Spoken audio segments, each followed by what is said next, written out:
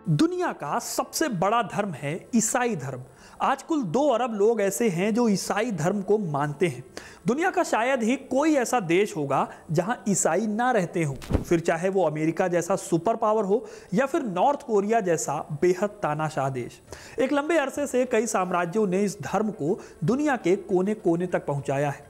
भारत में भी ये धर्म पिछले 1000 साल से भी ज्यादा सालों से पनप रहा है, लेकिन फिर भी आप नोटिस करेंगे कि ईसाई धर्म जितनी तेजी से अमेरिका, दक्षिण अमेरिका, यूरोप और अफ्रीका के देशों में फैला, उतनी तेजी से एशिया में यह धर्म अपने पैर नहीं पसार पाया। जबकि फैक्ट यह है कि इस धर्म का उदय भी एशिया की ही जमीन पर हुआ था। जेरूसलम में पैदा होने वाला ईसाई धर्म अपने ही एशिया में पिछड़ा हुआ है। जिस एशिया में दुनिया की 60% आबादी रहती है, जहां भारत और चीन दुनिया की सबसे बड़ी आबादी वाले दोनों देश मौजूद हों, वहां दुनिया के सिर्फ 12% ईसाई रहते हैं।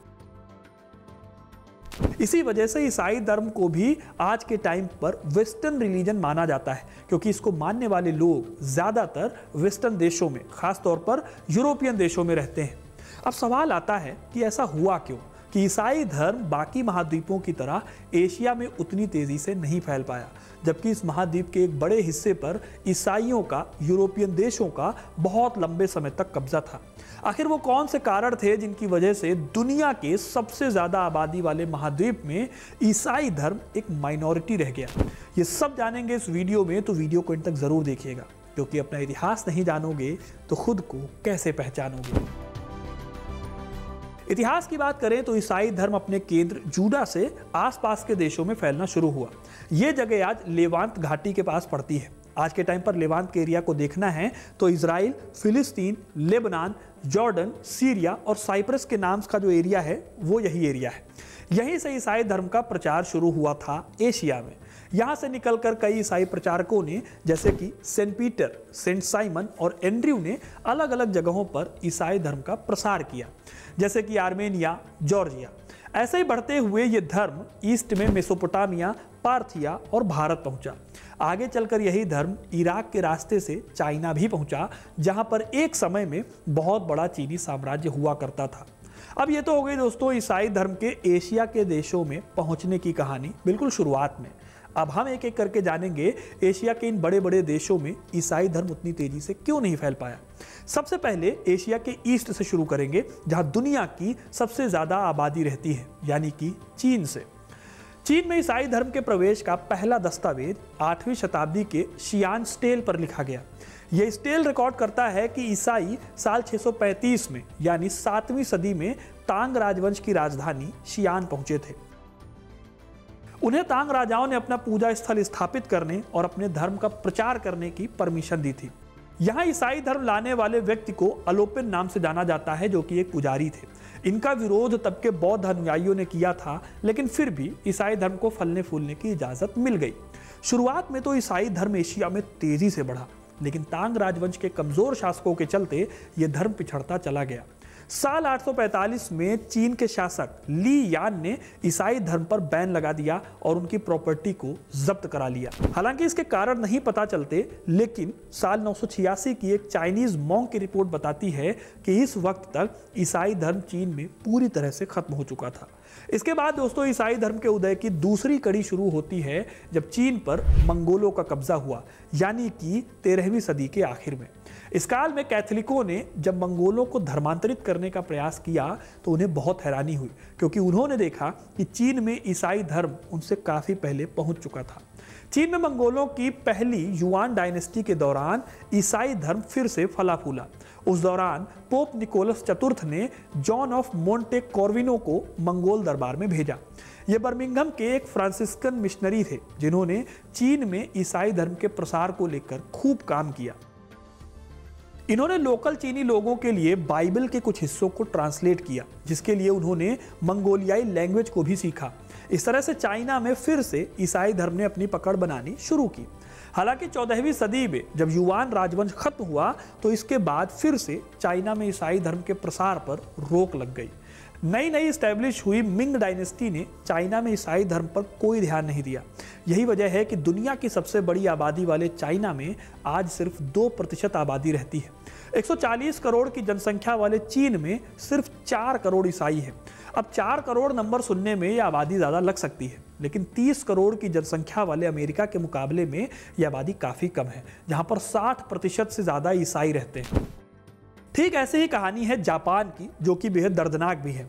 जापान चीन के ईस्ट में पड़ता है। जापान ने शुरुआत में ईसाई धर्म को बेहतर ढंग से अपनाया, लेकिन आज यहाँ ईसाई धर्म की आबादी बेहद कम है। जापान में आज ईसाइयों की संख्या कुल आबादी का सिर्फ 1% है, जबकि ईसाई धर्म यहाँ 16वीं सदी में ही पहुंच गया था। सेंट जेवियर, जिन्होंने जापान में ईसाई धर्म के प्रचार के लिए खूब काम किया, बौद्ध नेताओं से बहसें की, ईसाई धर्म को साबित करने की खूब कोशिशें की, उन्हीं की बदौलत 16वीं सदी के आखिर तक यूरोप से बाहर किसी देश में अगर सबसे ज़्यादा ईसाई थे तो वो जापान में थे। लेकिन 17वीं सदी में जापान में तोकुगावा परिवार का उदय होता है। इस परिवार ने ईसाई धर्म को बढ़ावा नहीं दिया, उल्टे इसे दबाने का काम किया। तोकुगावा शोगुनेट के शासन के तहत जापान का यूनिफिकेशन हुआ और कई कठोर नियमों का दौर शुरू हुआ। जापान ने बाकी दुनिया से खुद को अलग किया और लोगों को जापान छोड़ने पर बैन लगा दिया गया। बाकुफू यानी सरकार की इजाज़त के बगैर कोई भी विदेशी जापान में एंटर नहीं कर सकता था।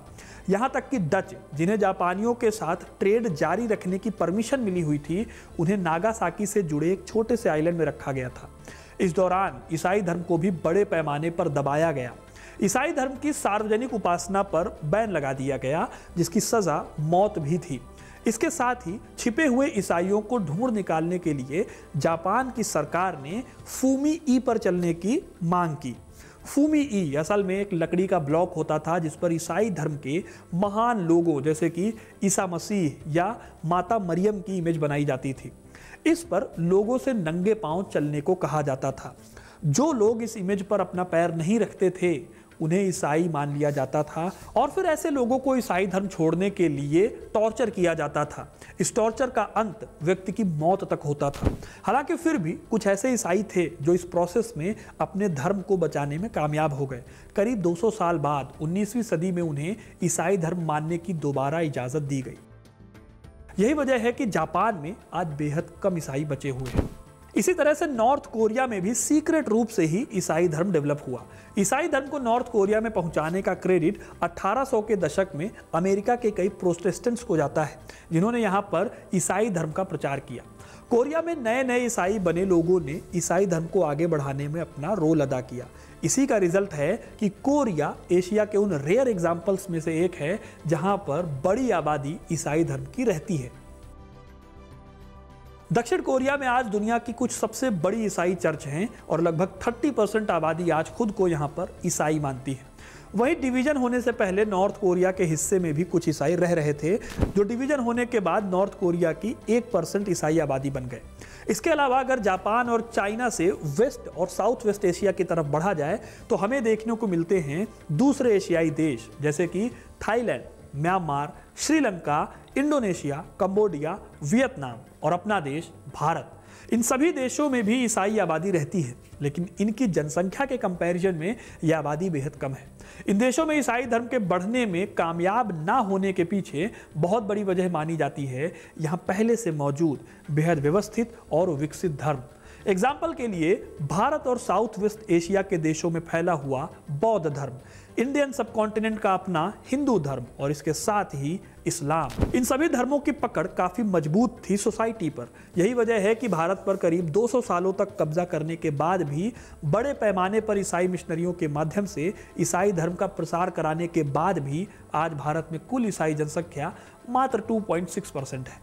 ऐसा नहीं है कि भारत में ईसाई धर्म सिर्फ अंग्रेजों के बाद या मुगलों के काल में ही आया। अगर आप ऐसा सोचते हैं तो आप ठीक नहीं सोच रहे हैं। भारत में ईसाई धर्म के इतिहास को ब्रीफ में अगर बताऊं तो यहाँ ईसाइयत की शुरुआत ईसा के ही एक शिष्य ने की थी, जिन्हें थॉमस द अपोस्ट कहा जाता है। ये साल 52 ईस्वी में ही, यानी पहली शताब्दी में ही भारत आ गए थे और साउथ इंडिया में केरल के एक क्षेत्र में ईसाई धर्म का प्रचार कर रहे थे।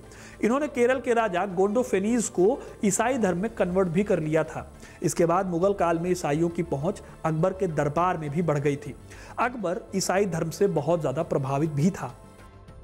अकबर ने तो फतेहपुर सीकरी के गेट पर बाइबल की एक लाइन भी लिखवाई थी, लेकिन इन सारी कोशिशों के बावजूद भारत में ईसाई धर्म वो रफ्तार नहीं पकड़ सका जो कि वेस्ट के देशों में या फिर अमेरिका के देशों में हुआ था। ठीक ऐसे ही बौद्ध धर्म को मानने वाले लोगों को ईसाई धर्म में कन्वर्ट करने की कोशिश करना बहुत मुश्किल था, क्योंकि बौद्ध धर्म की शुरुआत ही दूसरे धर्मों की कमियों को दूर करने के लिए हुई थी। इस तरह से थाईलैंड जैसे देश जो कट्टर रूप से बौद्ध थे, वहां ईसाई धर्म फल फूल नहीं पाया। वहीं दूसरे बौद्ध देशों जैसे कि श्रीलंका में हिंदू धर्म और इस्लाम दोनों मेन थे। यहाँ एक बात और बताऊं तो 7वीं सदी में उभरने वाले इस्लाम ने बहुत तेजी से अपने फॉलोअर्स को एशिया के देशों में बढ़ाना शुरू किया था। उम्मयद खलीफा से लेकर अब्बासिद खलीफा और आगे चलकर ऑटोमन साम्राज्यों के दौरान एशिया में किसी और नए धर्म को बढ़ने का मौका ही नहीं मिला। इस्लाम के बाद हिंदू धर्म और बौद्ध धर्म के प्रभाव ने ईसाइयत को आगे नहीं बढ़ने दिया। यहाँ तक कि इन इस्लामिक देशों पर ब्रिटेन और यूरोपियन देशों के बाकी देशों ने कब्जा किया, लेकिन फिर भी ईसाई धर्म को वो बहुत ज़्यादा प्रमोट नहीं कर पाए। हालांकि इन सभी देशों में एक अपवाद, एक एक्सेप्शन भी है। यह अपवाद है फिलीपींस। किसी भी ईस्ट एशियन देश में सबसे बड़ी आबादी फिलीपींस में पाई जा सकती है, जो लगभग 400 सालों तक स्पेन का गुलाम रहा। इस दौरान यहाँ बड़े पैमाने पर ईसाइयों का कैथोलिक धर्म उभरा। बाद में यहाँ अमेरिका के प्रोटेस्टेंट भी आए, जिन्होंने उन लोगों को ईसाई बनाया जो लोग कैथोलिक धर्म से बाहर रह गए थे। इसीलिए आज बेहद सरप्राइजिंग है कि साल 2010 में फिलीपींस को इस अर्थ पर 5वां सबसे बड़ा ईसाई डोमिनेंट देश माना गया, जहां लगभग 93% आबादी ईसाई है। 2019 तक ये दुनिया का तीसरा सबसे बड़ा कैथोलिक देश था, जो कि एशिया में पड़ता है।